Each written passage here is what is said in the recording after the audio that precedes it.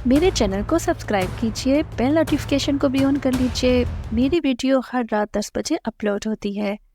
کل آپ نے ناول سبیل کا پہلی ایپیسوڈ کو سنا اور آج اس کی دوسری ایپیسوڈ سنیں گے جس کی تحریر عمیر کی ہے۔ چلتے ہیں کہانی کی طرف۔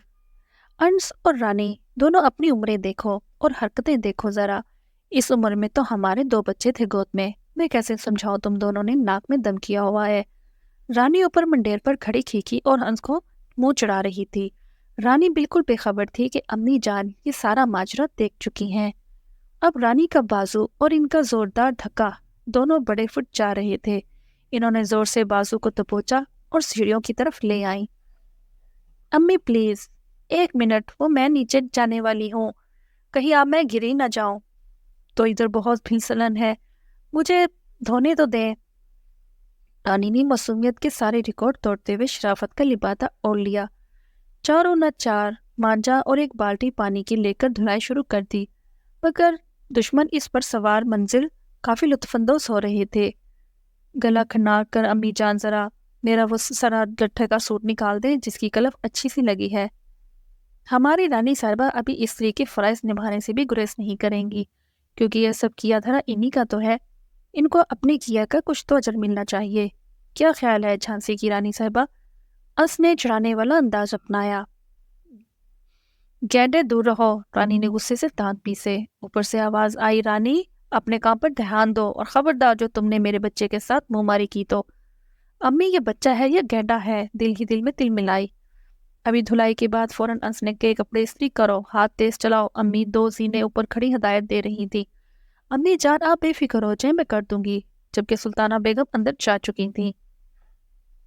امی کے واپس جاتے ہی رانی اپنی اصلی روپ میں لوٹ آئی۔ اور یہ تم میرے سر پر کیوں سوار ہو؟ شکل گم کرو ادھر سے، تمیز کے ساتھ بات کیا کرو مجھ سے۔ آخر کو بچپن کی منگ ہو میری۔ سنتے ہی رانی کو تو جیسے پتنگے لگ گئے۔ نہ نک نہ ناسا، اپنیاں ناسا ویخ انس تو پھر گل کری میرے نال۔ رانی نے لال بھبکا چہرے سے انس کو لتاڑا۔ زہر لگتی ہو جب اس لہجے میں بات کرتی ہو مجھ سے، ایسے لگتا ہے کسی پرائمری فیل 55 سالہ عورت سے بات کر رہا ہوں۔ تو پھر کس نے دعوت دیتی ہے میرے نال گل کرن دی؟ میں تمہیں آخری دفعہ بول رہا ہوں، لہجہ درست کر لو اپنا، ورنہ میرے سے برا کوئی نہیں ہوگا۔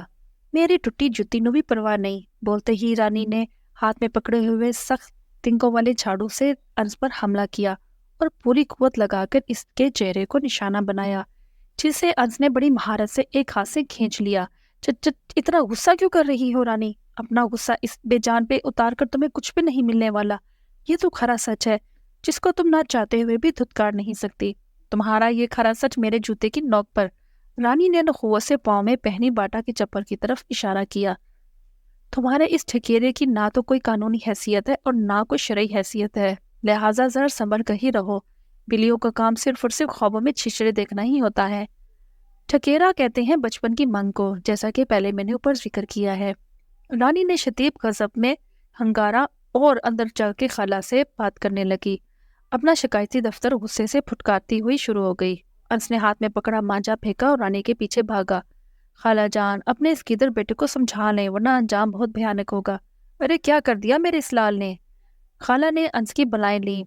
انس نے رانی کے سامنے آ کر اپنے گیلے کالروں کو جھاڑا اور اپنی بھوری آنکھوں کو پھیلا کر باور کروایا کہ یہاں پر تمہاری دال نہیں گلے گی۔ انس یہ کیا کر رہا ہے؟ کچھ خاص نہیں امی جان، میں تو صرف آپ کی اس بھانجی اور بھتیجی اس لومڑی کی آنکھوں کا جائزہ لے رہا تھا کہ اس کو صحیح طرح سے دکھائی بھی دیتا ہے یا نہیں۔ انس نے پرسوچ لہجے میں جواب دیا، کیونکہ سامنے کھڑی حریف اس کی چالوں سے بخوبی واقف تھی۔ دیکھا خالہ، یہ کیسے ہر وقت میری جنگ ہنسائی کرتا رہتا ہے؟ رانی نے آنکھوں میں آنسو سمیٹتے ہوئے لاچارگی سے کہا۔ امی جان آپ خود انصاف کریں پلیز، کیا میں نے اسے دعوت دی تھی کہ میرے اوپر برف والا یخ پانی گر یا پھر کیلوں کا زیاں کرے سیڑھیوں پر پھیلا کے؟ امی جان یہ لڑکی تو رزق کا زیاں کرتی ہے، استغفر اللہ کی پناہ۔ اس نے عاجزی اختیار کرتے ہوئے مصنوعی جھرجھری لی۔ اللہ جانے اگلوں کے گھر جا کر ان کا کتنا کنگال کرے گی۔ اس نے اگلوں پر زور دیا اور معنی خیز نظروں سے رانی کو دیکھا جو کہ بے بسی سے صرف پیچھتا ہی کھا رہی تھی۔ انس تمہیں میرے اگلوں کی فکر میں اپنی جان جلانے کی کوئی ضرورت نہیں ہے، میں جانوں اور میرے اگلے جانے، رانی نے معتب لیکن چڑانے والے انداز میں کہا۔ سلطانہ بیگم نے نہ ختم ہونے والی تکرار کا رخ دوسری طرف موڑا اور گویا ہوئی، رانی تم کچن میں جاؤ اور فریج میں پڑا کھیر کا ڈونگا اوپر لے جاؤ، خود بھی کھاؤ اور بہنوں کو بھی جا کر دو۔ ارض تمہاری چھٹی ختم ہونے کو ہے، واپسی کی تیاری مکمل کرو۔ امی جان میں تو واپسی کی تیاری میں ہی بازار کے لیے نکلا تھا، لیکن آپ کی فرمانبردار بھانجی نیک پروین نے حملہ کر دیا تو مجھے مجبوراً اعلیٰ حکام کی طرف رجوع کرنا پڑا۔ نہیں، اب دوبارہ سے تم دونوں نہ شروع ہو جانا۔ انس جاؤ، جا کر کپڑے بدلو، میں نے نکال کر رکھے ہیں، ایسے ہی گیلے کپڑوں سے نزلہ نہ ہو جائے، ویسے بھی ہوا میں خنکی بڑھ رہی ہے۔ جی ٹھیک ہے امی جان۔ انس نے اپنے کمرے کی راہ لی۔ رانی نے کچن سے واپسی پر دہائی دی کہ کھیر کا ڈونگا تو فریج سے غائب ہے۔ ابھی جملہ مکمل ہی نہیں ہوا تھا تو دونوں حریف دوبارہ سے کوریڈور میں آمنے سامنے ہو گئے۔ راستہ دو مجھے، ہاتھی کی طرح پھیلے ہوئے ہو، بلکہ میرے خیال میں یہ تو اتنے پیارے ہاتھی کی توہین ہے، گینڈا ہی ٹھیک رہے گا تمہارے لیے۔ خود کو دیکھا ہے کبھی ککڑی؟ چوہیا نہ ہو تو، بلکہ میرے خیال میں تو یہ دونوں کی توہین ہے۔ چالاک لومڑی ہی سنجیز ٹھیک ہے تمہارے لیے۔ رانی اور انس، مجھے تم دونوں کی ٹک ٹک پھر سے سنائی دے رہی ہے۔ خالہ جان، میں تو آپ کو صرف کھیر کے بارے میں مطلع کرنے آئی تھی، یہ تو آپ کا گینڈا بیٹا میرے راستے میں آ گیا۔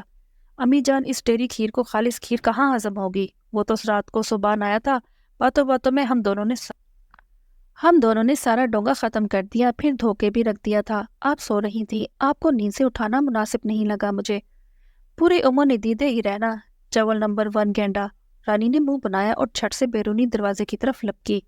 بقول شاعر عرض کیا ہے، حق تنقید تمہیں ہے مگر اس شرط کے ساتھ، جائزہ لیتے رہو اپنے بھی گرے بانڈوں کا بھی۔ انس نے لپک لہک کر اونچی آواز میں شعر پڑھا۔ انس بھاگو یہاں سے، رانی دھیان سے جاؤ، اگر نہ جانا تو کہیں۔ کچھ سوچ کر رانی دوبارہ واپس پلٹی۔ خالہ جان، اگر کوئی کام کرنے کے لیے ہے تو بتا دے، میں بھی کیے دیتی ہوں۔ ارے نہیں میری گڑیا، سب کام مکمل ہیں، بس اب صرف تمہارے تایا کے لیے کچھ یخنی تیار کروں گی۔ موسمی تبدیلی کے باعث گلے میں خراش سی ہو رہی ہے اور ویسے بھی بہت پسند کرتے ہیں یخنی۔ خالہ جان، میں بنا دیتی ہوں۔ ارے نہیں، تو اوپر جا کر ماں کو کچھ کراؤ، ہمارا کیا ہے، گنتی کے 3 لوگ ہیں، تیسرا بھی واپسی کے پر توڑ رہا ہے، آتا ہے تو گھر میں رونق لگی رہتی ہے۔ خالہ جانی، رانی نے لاڈ سے سلطانہ بیگم کے گلے میں باہوں کا ہار بنایا اور بولی، خالہ آپ فارس بھیا کو واپس کیوں نہیں بلا لیتی؟ تمہاری سوئی پھر فارس پہ جا کر ہی اٹکتی ہے۔ خالہ جان، وہ ہم سب سے بہت زیادہ پیار جو کرتے ہیں، میرے نخرے اٹھاتے ہیں، اور ایک یہ ہے گیدڑ۔ رانی نے فوراً زبان دانتوں تلے دبائی۔ میرا مطلب ہے کہ انس کو تو مقابلے بازی سے ہی فرصت نہیں ملتی، اور تم جو ہر وقت اس کی ناک میں دم کیے رکھتی ہو، وہ کس کھاتے میں جاتا ہے؟ سلطان بیگم نے لاڈ سے ایک چت لگائی۔ خالہ جان، ذرا کان قریب لائیں، اور قریب لائیں پلیز۔ اب بول بھی دو پگلی، کون سے سرکاری عہد و پیما کرنے جا رہی ہو؟ خالہ جان، میں نے آپ کو بتانا تھا کہ آپ کا انس ہے ہی اس قابل کہ اس کو ستایا جائے۔ یاد ہے نا پچھلی دفعہ جب یہ آیا تھا، اس نے میرے فون سے آواز بدل کر میری سہیلیوں کو بیوقوف بنایا تھا، اس نے ہمارا بنا بنایا پروگرام خراب کر دیا تھا۔ رانی روحانسی ہو کر ماضی کے زخموں کو کرید رہی تھی۔ اچھا چلو جانے دو، وہ بات تو پرانی ہو چکی ہے، چلے آپ کہتی ہیں تو چھوڑ دیتی ہوں۔ رانی نے منہ بسوڑتے ہوئے بولا، اور پھر سست روی سے زینے پھلانگتی اوپر آ گئی۔ انس دیکھو باہر کون ہے، میں ذرا چولہے پہ یخنی چڑھا دوں۔ جی امی جان۔ انس ہلکے نیلے آسمانی رنگ کا کرتا اور سفید شلوار زیب تن کیے ہوئے جلدی سے پرفیوم کا چھڑکاؤ کرتا خارجی دروازے کی طرف لمبے لمبے ڈگ بھرتا پہنچا۔ السلام علیکم پھپھو جان، کیسی ہیں آپ؟ وعلیکم السلام، جیتے رہو میرے بھتیجے، اللہ خوشیوں سے دامن بھرتے، آمین۔ دعاؤں کے ساتھ ساتھ پھپھو نے گھٹنوں پہ ہاتھ رکھ کے مشکل سے گھر کی دہلیز پار کی۔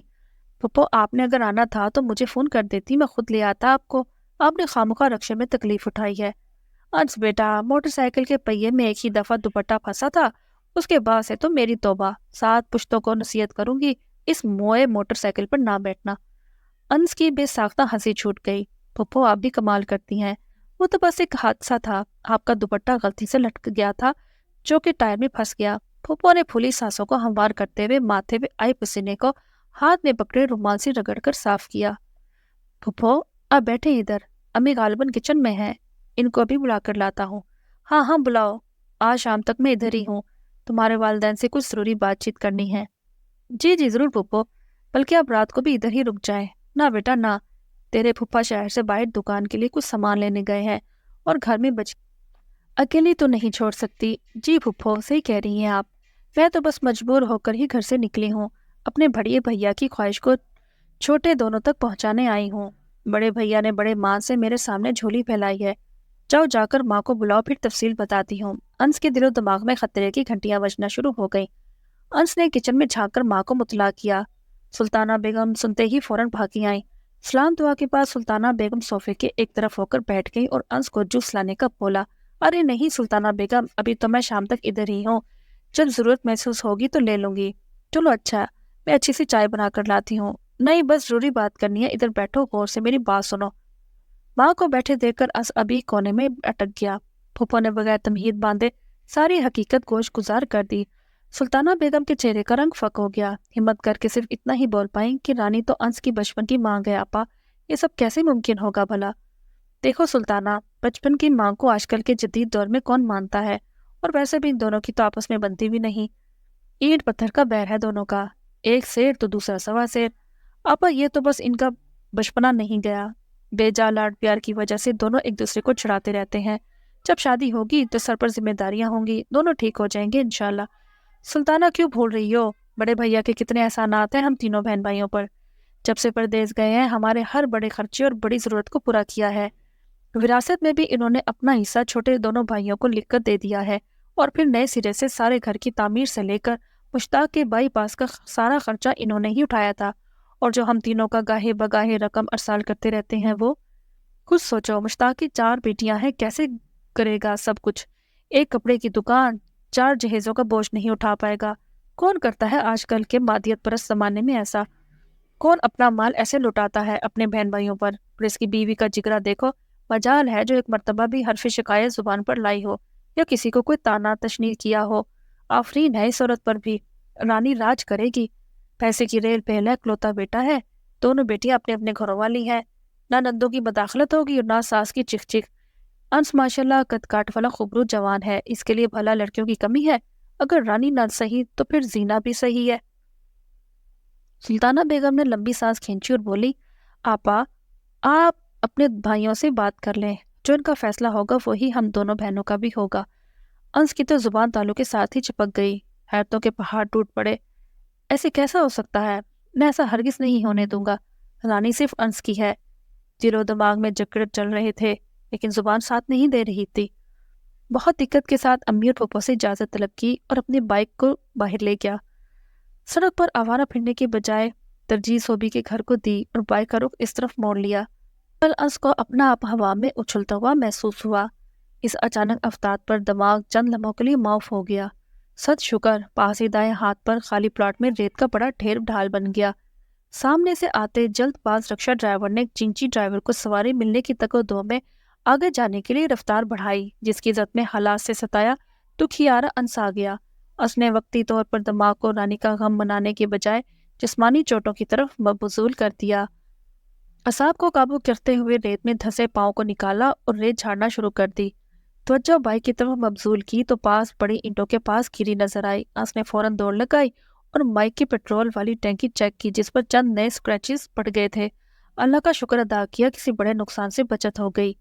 चंद हमदर्दाना राहगीर पास आए, लेकिन अंश को सही सलाम चलते फिरते देखकर मुतमईन नजर आए।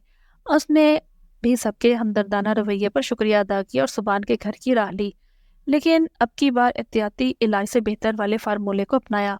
यार अंश, एक तो मुझे तेरी समझ नहीं आती, कभी तो खोते को तरजीह देता है तो कभी घोड़े को तरजीह देता है। पहले तो अपना दिमाग ठिकाने पर ला, बल्कि मेरे ख्याल में तो किसी तबीबे कल्ब से रजू कर। मुझे तो पता है मैं इस तरह के ढोंगू सलवों से बुरी तरह हूँ। मुझे तो ये सब चौचले वक्त के ज़िया के अलावा कुछ भी नहीं लगते। मेरे खुश्क तरीन मिजाज दोस्त, तुम पर थप्पड़ों की बारिश करूँ या जूतों की। सुभान ने कड़वे तेवरों से अंश को घूरा। यार तू एक ही कमीना इकलौता दोस्त है, और वो भी बचपन का। इतना तो हक बनता है कि मैं अपने दुखड़े तुझसे शेयर कर सकूं। तुझे किसने कहा था कि आग के इस दरिया में कूद। यार मैं कब कूद